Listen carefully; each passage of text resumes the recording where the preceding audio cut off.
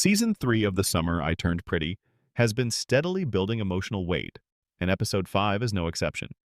Tensions come to a head, relationships reach new crossroads, and several key turning points leave fans reeling.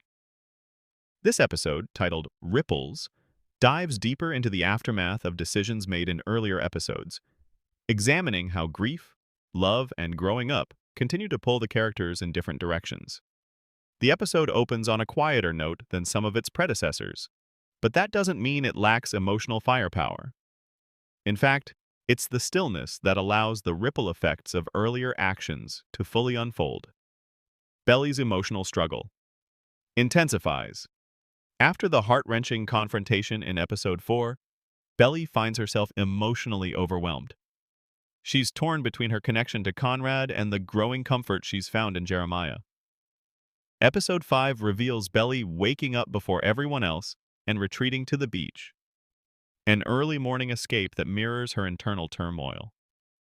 It's clear that she's still processing Susanna's death, her own guilt, and the complexity of her romantic entanglements. Conversations with both brothers in this episode further complicate her position. With Conrad, there's still an emotional pull, undeniable, magnetic, but fraught with unspoken pain. Their brief interaction on the porch is layered, full of subtext. They discuss Susanna, college, and moving forward, but they never quite address the heart of their own issue: their breakup and unresolved feelings. Jeremiah, on the other hand, provides Belly with something Conrad cannot: stability. There's a sense of peace when they talk. One of the more tender scenes in this episode sees Jeremiah comforting Belly as she confesses her fears about the future and her worry that she's losing herself. This episode doesn't give us a clear answer about which brother Belly will choose, nor does it need to. Instead, it focuses on Belly's personal journey, underscoring that her story is just as much about finding herself as it is about choosing between two boys. Stephen and Taylor's tension breaks. The will they won't they tension between Stephen and Taylor has been simmering all season. Episode 5 brings that tension to a boiling point. After a flirtatious yet confrontational exchange over breakfast, Taylor accuses Stephen of not being honest about his feelings. Stephen fires back, frustrated at her mixed signals and inability to move on from Milo. Later in the episode, the two finally sit down for a real conversation, one that strips away the sarcasm and bravado they often hide behind. Taylor admits she's scared of getting hurt. Stephen, for once, drops his usual cocky persona and opens up about feeling insecure in their dynamic. Their kiss at the end of that scene feels earned. It's not just a romantic moment, it's a culmination of growth, trust, and vulnerability. For the first time, Stephen and Taylor are on the same page, emotionally aligned, and ready to explore their relationship without fear. Laurel's quiet transformation. While the younger characters continue to navigate love and identity, Laurel's subplot provides the emotional maturity and gravity the show balances so well. Her return to writing is a major theme in episode 5.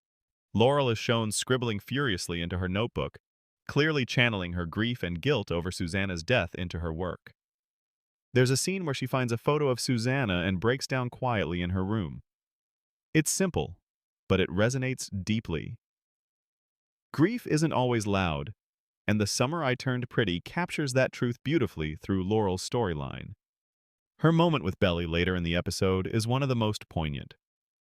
Belly apologizes for being distant, and Laurel, instead of scolding her, admits that she's been distant too.